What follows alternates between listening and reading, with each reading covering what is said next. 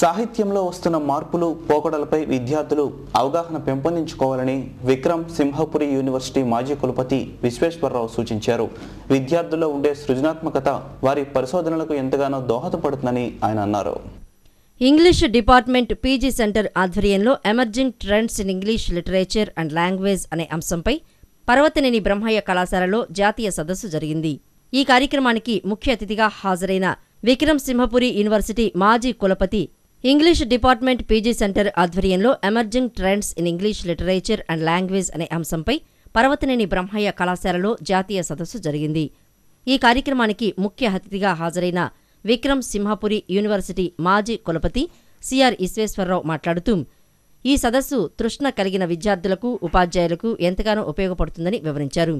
ఈ కార్యక్రమానికి సిద్ధార్థ కళాశాల సెక్రటరీ ఎన్ వెంకటేశ్వర్లు అధ్యక్షత వహించగా కళాశాల కార్యనిర్వహణాధికారి ఎన్ చక్రధర్, కళాశాల డైరెక్టర్ ప్రొఫెసర్ కృష్ణమూర్తి, ఆంగ్ల శాఖ విభాగాధిపతి జి శ్రీలత, వివిధ కళాశాలల నుంచి ఉపాధ్యాయులు విద్యార్థులు పాల్గొన్నారు.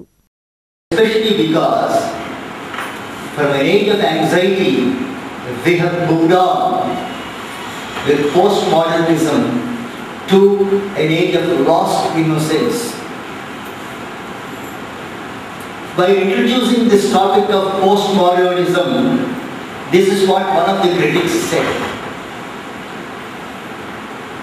Someone wanted to say to a girl, I love you madly. But then smile dance institute మొదటి వార్షికోత్సవాన్ని పురస్కరించుకుని నిరుపేదలు అందుల సహాయార్థం ఈ నెల 4వ తేదీన సాంస్కృతిక పోటీలు నిర్వహిస్తున్నట్లు ఇన్స్టిట్యూట్ డ్యాన్స్ మాస్టర్ సన్నీ తెలిపారు. ఈ పోటీలలో విజేతలుగా నిలిచిన వారికి ప్రముఖులతో బహుమతులు అందజేయిస్తామని ఆయన తెలిపారు. 6 కేటగిరీల్లో ఈ పోటీలు నిర్వహిస్తున్నట్లు ఆయన వివరించారు. అలాగే మా అన్నయ్య మా గురువు గారు కళాతపస్సు రమేష్ గారు ఇంతకుముందు పేద విద్యార్థుల గురించి కాన్సెప్ట్ చేశారు, మంచి కార్యక్రమం. దాన్ని ఇంప్రెషన్ తీసుకొని నేను ఈ కార్యక్రమం చేయాలని చెప్పేసి వృద్ధులకి, కళ్ళు లేని వాళ్ళ బ్లైండ్స్కి, వాళ్ళందరికీ ఫండ్ డొనేట్, తర్వాత ముసలి వాళ్ళకి చీరలు దుప్పట్లు ఇవ్వాలనే కార్యక్రమం మీద చేస్తున్నాను. దానికి మా యాంకర్ శాంతి గారు కొద్దిగా మాకు. వార్తలు ముగించే ముందు ముఖ్యాంశాలు మరొకసారి.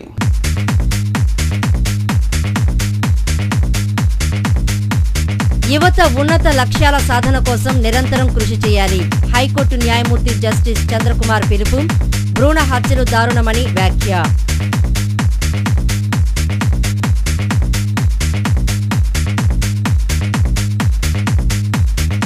ఎంపీ రాజగోపాల్ అహంకారంతో వ్యవహరిస్తున్నారు. టీడీపీ నేతల ధ్వజం. వారధి ద్వీపం కోసం పోరాటం ఆగదని స్పష్టీకరణ.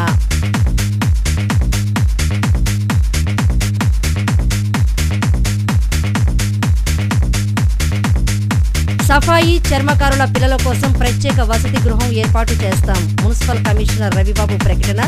వారికి ఉపకార వేతనాలు అందిస్తామని వెల్లడి.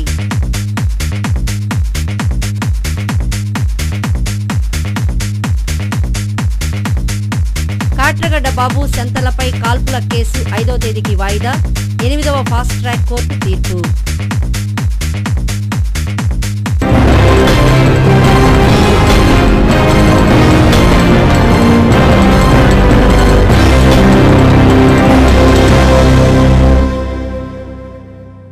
ఈ వార్తలు ఇంతటితో సమాప్తం.